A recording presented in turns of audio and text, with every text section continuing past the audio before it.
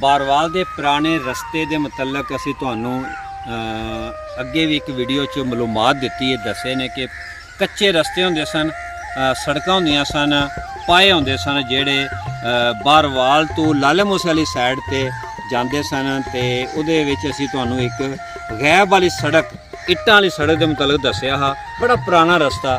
ਤੇ ਉਹਦੇ ਮੁਤਲਕ ਅੱਜ ਇੱਕ ਨਵੀਂ ਵੀਡੀਓ ਲੈ ਕੇ ਅਸੀਂ ਤੁਹਾਡੀ ਖਿਦਮਤ 'ਚ ਹਾਜ਼ਰ ਹਾਂ।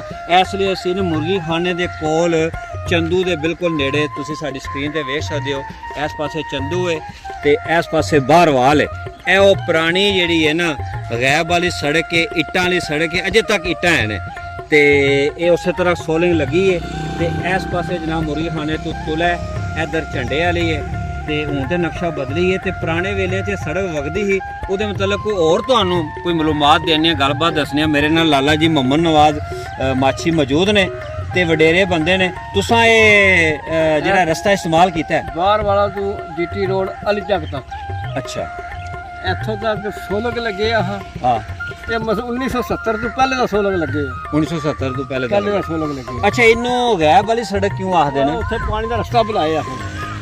ਅੱਛਾ, ਗੈਬ ਪਾਣੀ ਲੰਘਦਾ ਹਾਂ, ਪਾਣੀ ਸਾਹਮਣੇ ਜਿਹੜੀ ਪੁਲੀ ਕਹਿ ਲੋ, ਪੁਲੀਆਂ ਪੁਲੀ ਨਹੀਂ ਤਾਂ ਬਾਈ ਨੀਵੀਂ ਕਾਠਾ ਪੁਲੀ ਨਹੀਂ ਤਾਂ ਬਣਾਈ। ਹਾਂ, ਉਹਨੂੰ ਗੈਬ ਕਾਠਾ ਇੱਥੇ ਇੱਕ 200 ਫੁੱਟ ਜਿਹੜਾ ਉਹ ਨੀਵੀਂ, ਬਿਲਕੁਲ ਨੀਵੀਂ ਰੱਖੀ। 200 ਫੁੱਟ ਹੁੰਦੀ ਸੀ ਉਹ, ਮਤਲਬ ਗੈਬ ਜਿਹੜਾ ਪਾਣੀ ਇਧਰੋਂ ਆਉਂਦਾ।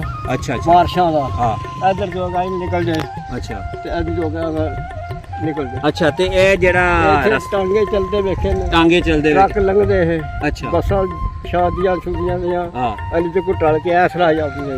ਅੱਛਾ ਅੱਛਾ। ਤੁਸੀਂ ਵੀ ਇਹ ਪੈਦਲ ਰਸਤਾ ਇਸਤੇਮਾਲ ਕੀਤਾ ਹੈ? ਅੱਛਾ, ਇਹ ਬਾਰਵਾਲ ਤੋਂ ਤੁਲੇ ਤੱਕ ਤੇ ਅੱਗੋਂ ਕਿੱਧਰ ਜਾਂਦਾ ਸੀ? ਅਲੀ ਚੱਕ ਜੀਟੀ ਰੋਡ, ਅਲੀ ਤੱਕ ਜੀਟੀ ਰੋਡ ਉੱਥੇ ਤੱਕ। ਅੱਛਾ, ਇੱਥੋਂ ਊਂਠ ਵੀ ਲੰਘਦੇ ਸਨ? ਊਠ, ਰੇੜੇ, ਹਾਂ, ਟਾਂਗੇ, ਅੱਛਾ, ਇਹ ਚੀਜ਼ਾਂ ਲੱਗਦੀਆਂ। ਅੱਛਾ। ਉਸ ਲਈ ਕਿੰਨਾ ਕਿਰਾਇਆ ਉਹ ਉਹਨਾਂ ਦਾ? 8 ਆਨੇ 4 ਆਨੇ ਅਲੀ ਚੱਕੂ, ਹਾਂ, 8 ਆਨੇ ਬਾਰਵਾਲ ਦੇ ਲਾਲ ਬਸ। ਅੱਛਾ ਅੱਛਾ ਅੱਛਾ। ਇਹ ਕਿਰਾਇਆ ਟਾਂਗਿਆਂ ਦਾ ਹੁੰਦਾ ਹਾਂ? 3-4 ਟਾਂਗੇ ਵਾਲੇ ਮਸ਼ਹੂਰ ਹੈ। ਹਾਂ, ਇੱਕ ਬਾਬਾ ਤਾਜਾ, ਹਾਂ, ਇੱਕ ਬਾਬਾ ਫੱਲੀ, ਇੱਕ ਬਾਬਾ ਨੰਦੂ। ਸਹੀ ਹੈ, ਹੈ ਠੀਕ ਹੈ। ਇਹ 3 ਟਾਂਗੇ ਵਾਲੇ ਬਾਰਵਾਲਾਂ ਦੇ।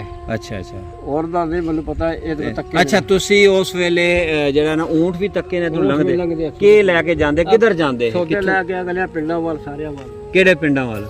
ਜਿਹੜਾ ਗਲਿਆਣੇ ਵੱਲ, ਹੂੰ, ਤੋਂ ਠੂਠੇ ਦਾ ਬਹਾਦਰ ਤੱਕ, ਦੂਰ ਤੱਕ ਜਾਂਦੇ। ਅੱਛਾ, ਉਧਰੋਂ ਪਹਾੜਾਂ ਵੱਲੋਂ ਆਉਂਦੇ ਹੈ ਵੱਲ ਆਉਂਦੇ ਹੈ ਤੇ? ਅੱਛਾ, ਕਿਰਾਇਆ ਲੈ ਕੇ ਆਪਣਾ ਲੈ ਜਾਂਦੇ। ਅੱਛਾ ਅੱਛਾ। ਤੇ ਹੋਰ ਕਿਹੜਾ ਉਹਨਾਂ ਨੇ ਲੱਦ ਕੇ ਲੈ ਕੇ ਜਾਂਦੇ ਇਹ ਮੰਡੀ ਤੋਂ? ਕਿਹੜੀ ਸ਼ੈ ਲਿਆਉਂਦੇ? ਖਾਲ, ਵੰਡਾ, ਦਾਣੇ, ਜੋ ਕਿਸੇ ਕੋਲ ਲੈਣਾ। ਕਿਹੜੇ ਵੇਲੇ? ਸਵੇਰੇ ਜਾਂ ਸਵੇਰੇ ਜਾਵਣਾ 10-11 ਵਜੇ ਵਾਪਸੀ ਟੁਰ ਪੈਣਾ। ਅੱਛਾ ਅੱਛਾ। ਦਿਲ ਤੇ ਦੂਰ ਦਾ ਰਾਤੀ 11 ਵਜੇ ਘਰ ਕੇ 12 ਵਜੇ ਆਵਾਂ। ਅੱਛਾ। ਤੇ ਤੁਸੀਂ ਵੀ ਪੈਦਲ ਸਫ਼ਰ ਕੀਤਾ? ਪੜ੍ਹਨ ਜਾਂਦੇ ਫਲਾਣੇ ਸਕੂਲ। ਪੈਦਲ ਜਾਂਦੇ ਹੋ? ਕਿੰਨੇ ਵਜੇ ਪਹੁੰਚ ਜਾਂਦੇ ਹੋ? ਆਦੇ ਮੁੰਨੇ ਘੰਟਾ ਲੱਗ ਜਾਂਦਾ। ਅੱਛਾ, ਵਿੱਚੋਂ ਵਿੱਚ ਮੈਂ ਕਰਾਂ ਸਿੱਧਾ ਤੇ ਪਰ ਫਲਾਣੇ ਸਕੂਲ। ਅੱਛਾ ਅੱਛਾ। ਉਸ ਵੇਲੇ ਦਾ ਕੋਈ ਪੁਰਾਣੀ ਕੋਈ ਤੁਸੀਂ ਇਹ ਜਿਹੜਾ ਰਾਹ ਪੈੜ ਹੈ, ਜਿਹੜੀ ਸੜਕ ਇਹਨੂੰ ਇਸਤੇਮਾਲ ਕੀਤਾ ਹੈ, ਕੋਈ ਗੱਲ ਹੈ ਉਸ ਵੇਲੇ, ਕੋਈ ਵਾਕਿਆ ਮਸ਼ਹੂਰ ਹੋਵੇ, ਕੋਈ ਦੱਸਿਓ। ਆਓ ਅਸੀਂ ਚਾਹਾਂਗੇ ਕਿ ਨਾਲੇ ਤੇ ਪੱਕਾ ਰੋਡ ਬਣ ਗਿਆ ਜਿਹੜਾ ਮੁਰਗੀ ਖਾਨੇ ਤੋਂ ਮੈਨੇ ਚੱਕ ਵੱਲ ਜਾਂਦਾ ਹੈ। ਕੋਈ ਗੱਲ ਬਜ਼ੁਰਗੋ ਯਾਦ ਆਈ ਤੇ ਦੱਸਿਓ ਜ਼ਰੂਰ। ਅਸੀਂ ਜਨਾਬ ਇਸ ਵੇਲੇ ਨਾ ਉਹ ਜਿਹੜਾ ਨਾ ਸੋਲਿੰਗ ਜਿਹਨੂੰ ਕਹਿੰਦੇ ਨੇ, ਬਾਰਵਾਲਾ ਤੋਂ ਤੁਲੇ ਤੇ ਅਲੀ ਚੱਕ ਤੱਕ ਜਾਂਦਾ ਸੀ, ਉਹਦੇ ਮੁਤਲਕ ਗੱਲਬਾਤ ਪੇ ਕਰਨੇ ਆ। ਤੇ ਇਸ ਵੇਲੇ ਅਸੀਂ ਜਨਾਬ ਪਹੁੰਚ ਆਏ ਹਾਂ। ਇਸ ਵੇਲੇ ਪੱਕੀ ਸੜਕ ਬਣ ਗਈ ਹੈ ਮੁਰਗੀ ਖਾਨੇ ਤੋਂ ਚੰਦੂ ਤੇ ਕਸ਼ਮੀਰ ਕਲੋਨੀ ਤੇ ਮੈਨੇ ਚੱਕ ਜਾਂਦੀ ਹੈ।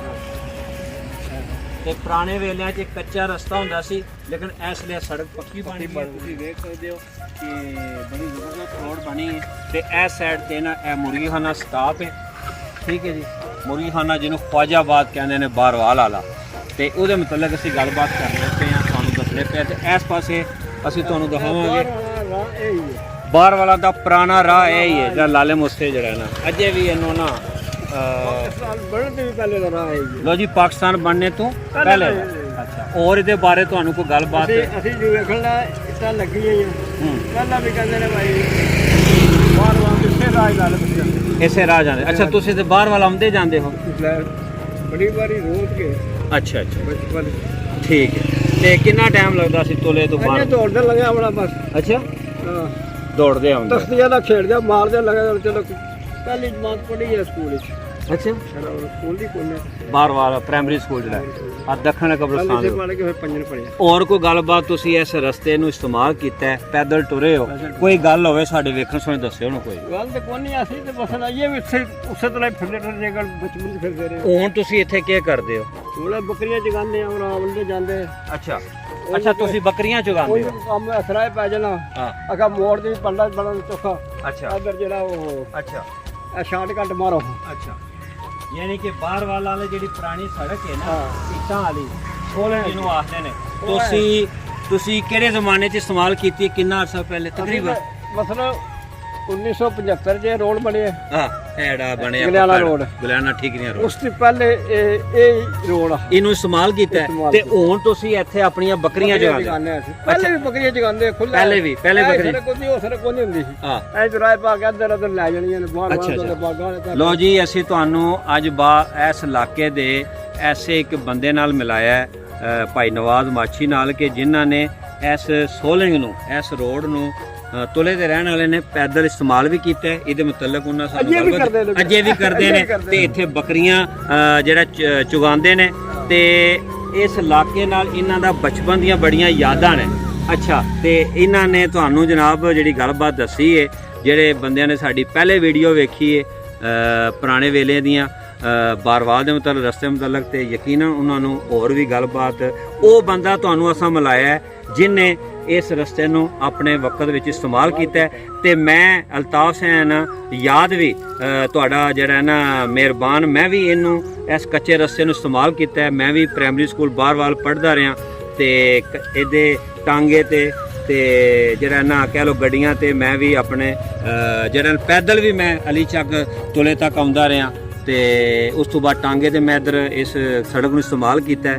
ਤੇ ਜਿਨੇ ਇਸ ਬਾਰਵਾਲ ਵਾਲੀ ਸੋਲੰਗ ਵਾਲੀ ਸੜਕ ਨੂੰ ਇਸਤੇਮਾਲ ਕੀਤਾ ਉਹ ਕਮੈਂਟ ਕਰਨ, ਤੇ ਅਸੀਂ ਉਹਨਾਂ ਨਾਲ ਰਾਬਤਾ ਕਰਾਂਗੇ, ਆਪਣੀਆਂ ਯਾਦਾਂ ਸ਼ੇਅਰ ਕਰਨ, ਤੇ ਉਸ ਵਕਤ